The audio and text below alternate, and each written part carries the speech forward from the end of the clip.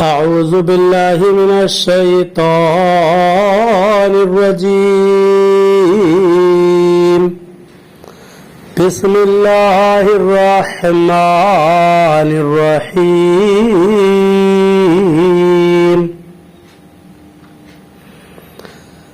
وَسَيُجَنَّبُهَا الْأَتْقَى الَّذِي يُؤْتِي مَالَهُ يَتَزَكَّى. ترجمہ کنزُ ایمان. اللہ کے نام سے شروع جو نہایت مہربان رحم والا.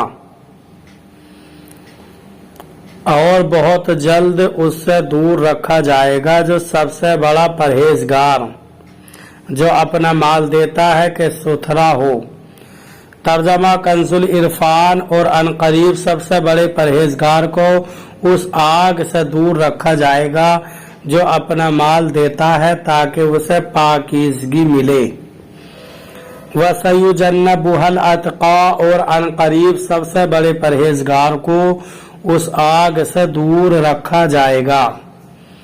اس آیت اور اس کے بعد والی آیت کا خلاصہ یہ ہے کہ اور سب سے بڑے پرہیزگار کو اس بھڑکتی آگ سے دور رکھا جائے گا. اور سب سے بڑا پرہیزگار وہ ہے جو اللہ تعالی کی راہ میں اپنا مال ریاکاری اور نمائش کے طور پر خرچ نہیں کرتا، بلکہ اس لیے خرچ کرتا ہے کہ اسے اللہ تعالی کی بارگاہ میں پاکیزگی ملے. امام علی بن محمد خازن رحمۃ اللہ تعالی علیہ فرماتے ہیں، تمام مفسرین کے نزدیک اس آیت میں سب سے بڑے پرہیزگار سے مراد حضرت ابوبکر صدیق رضی اللہ تعالی عنہ ہیں. اس سے حضرت ابوبکر صدیق رضی اللہ تعالی عنہ کے 6 فضائل معلوم ہوئے. 1. دنیا میں ان سے کوئی گناہ سرزد نہ ہوگا. 2. انہیں جہنم سے بہت دور رکھا جائے گا. 3. جہنم سے دور رکھے جانے میں ان کے لیے جنتی ہونے کی بشارت ہے. 4. سید المرسلین صلی اللہ علیہ وسلم کی امت میں سب سے بڑے متقی اور پرہیزگار حضرت ابوبکر صدیق رضی اللہ تعالی عنہ ہیں. 5. حضرت ابوبکر صدیق رضی اللہ تعالی عنہ کے تمام صدقات و خیرات قبول ہیں. 6. حضرت ابوبکر صدیق رضی اللہ تعالی عنہ کے ہر صدقے میں اعلیٰ درجے کا اخلاص ہے جس کی گواہی رب تعالی دے رہا ہے. نوٹ: حضرت ابوبکر صدیق رضی اللہ تعالی عنہ کی افضلیت سے متعلق اہم معلومات حاصل کرنے کے لیے فتاوی رضویہ کی 28ویں جلد میں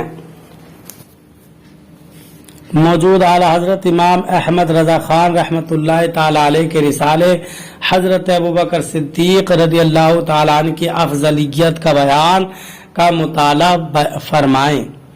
وَمَا لِأَحَدٍ عِندَهُ مِن نِعْمَةٍ تُجْزَى إِلَّا ابْتِغَاءَ وَجْهِ رَبِّهِ الْأَعْلَى وَلَسَوْفَ يَرْضَى. ترجمہ کنزُ ایمان. اور کسی کا اس پر کچھ احسان نہیں جس کا بدلہ دیا جائے، صرف اپنے رب کی رضا چاہتا ہے جو سب سے بلند ہے، اور بے شک قریب ہے کہ وہ راضی ہوگا. ترجمہ کنزُ العرفان.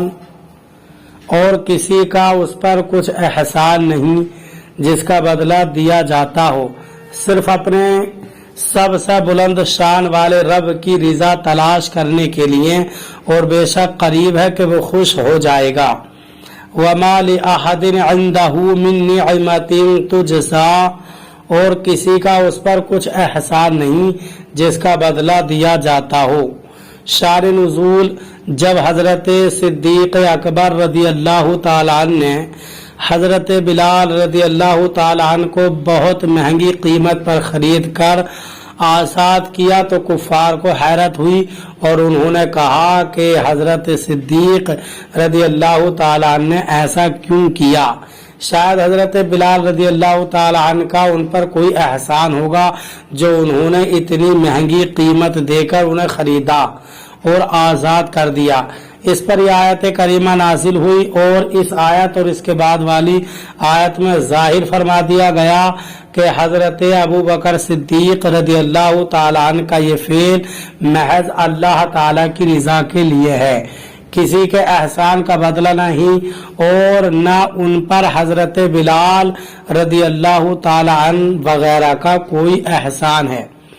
یاد رہے کہ حضرت صدیق اکبر رضی اللہ تعالیٰ عنہ نے حضرت بلال رضی اللہ تعالیٰ عنہ کے علاوہ بھی بہت سے لوگوں کو ان کے اسلام کی وجہ سے خرید کر آزاد کیا، جیسے حضرت عامر بن فہیر، حضرت ام عمیس اور حضرت زہرہ رضی اللہ تعالیٰ عنہم۔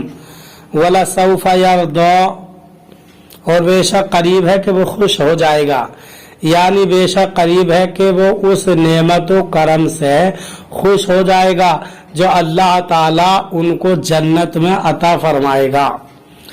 اس سے بھی حضرت ابو بکر صدیق رضی اللہ تعالیٰ عنہ کی شان اور اللہ تعالیٰ کی بارگاہ میں ان کا مقام معلوم ہوا کہ اللہ تعالیٰ نے اپنے حبیب صلی اللہ علیہ وسلم سے ارشاد فرمایا وَلَسَوْفَ يُعْطِيكَ رَبُّكَ فَتَرْضَىٰ، سورہ دوحہ آیت نمبر 5، ترجمہ، اور بے شک قریب ہے کہ تمہارا رب تمہیں اتنا دے گا کہ تم راضی ہو جاؤ گے۔ اور حضرت ابو بکر صدیق رضی اللہ تعالیٰ عنہ کے لیے فرمایا وَلَسَوْفَ يَرْضَىٰ، اور بے شک قریب ہے کہ وہ خوش ہو جائے گا۔ طرز کلام دونوں مقبولوں سے یکساں ہے، سبحان اللہ۔ اللہ تعالی ہمیں قرآن کریم پر صحیح معنی میں عمل کی توفیق